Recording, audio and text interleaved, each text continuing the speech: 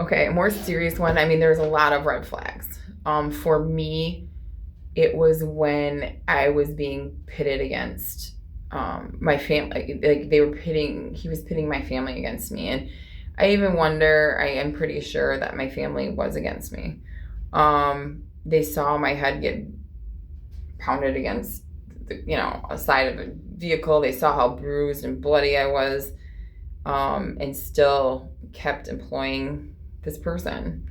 And from there, it just became worse. It was like a gang up. It was a team up against me, and it was like everybody saw the first time that I was weak, and jumped on. They jumped on the lead sled that I felt like I've been pulling and would pull for everybody. I gave to everybody whatever they needed without a second question. And as soon as I was weak, I was ganged up against.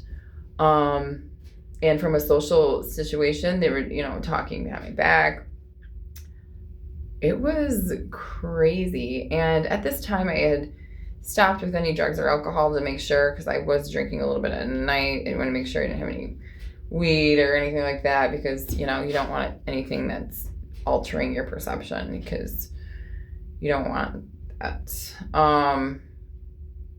And I felt like I did feel like my reality was completely different. I was confused as to what was going on, because the things weren't adding up and the red flags were there.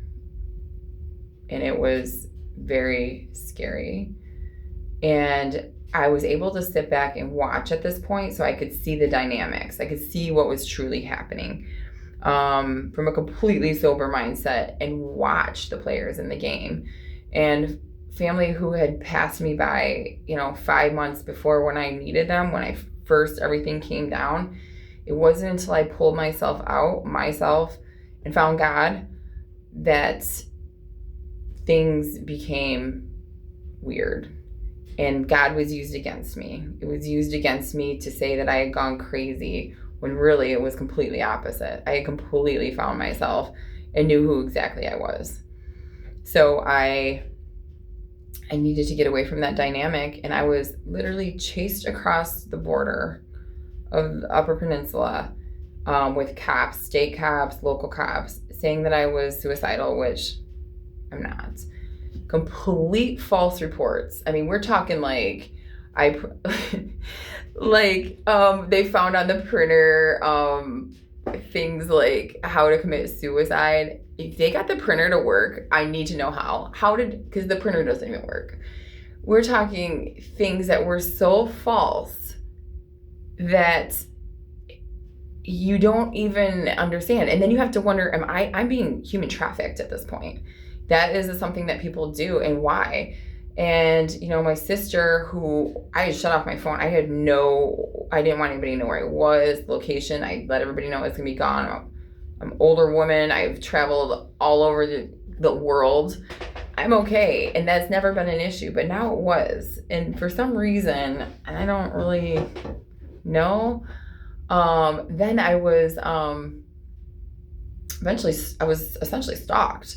There must have been something in my vehicle. I have no idea. But I get pulled over by a state and a local cop when I'm just over the bridge.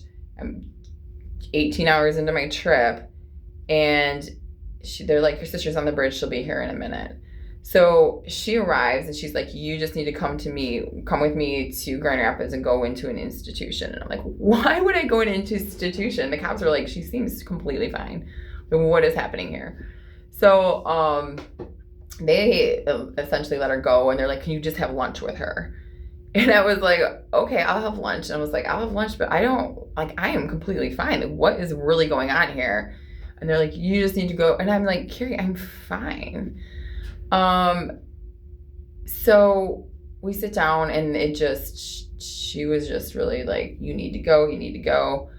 And I completely was like, where has everybody been? And all of a sudden, this is an issue. So that was a red flag. And then I ended up going to the nearest, kind of going to a town where she popped up again. I confirmed that everything was fine. I mean, yeah, even the cops were like, "You're totally fine. This is normal." Where do we get that much control? So that's a control, right? That's a control situation. And where did I set a boundary that was completely dismissed? So as I traveled, checking into whoever needed to check in, just to check in to make sure, everything's fine. I told them when I'd be back and everything. I was literally seeing feeling like I was followed, and not just feeling like it, like I'm schizo, I've been cleared, check.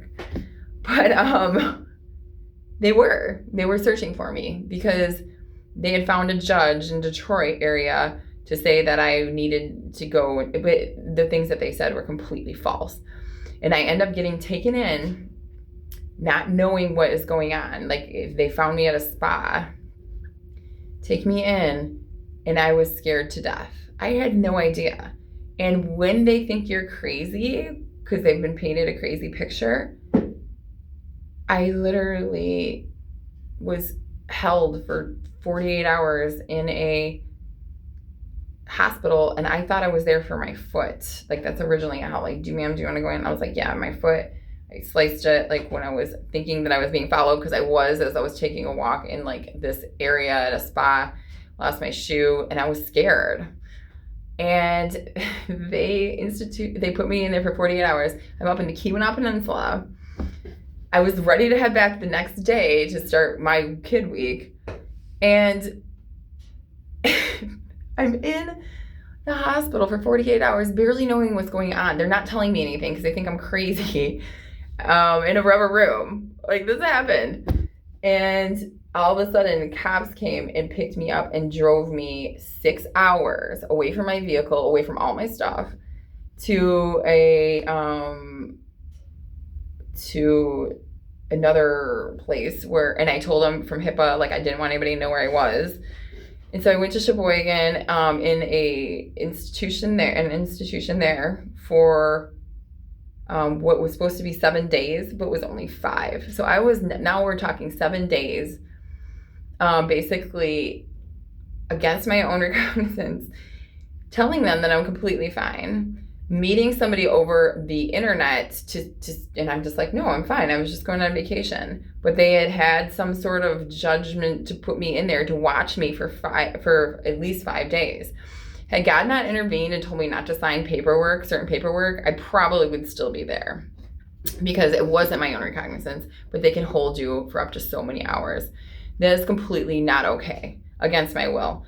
So I wasn't on any drugs or any sort of anything. So they let me out. Luckily, the co-psychologist who was like, I met in person, not just over telehealth, who nobody even looked at me. They had already decided they were keeping me in there.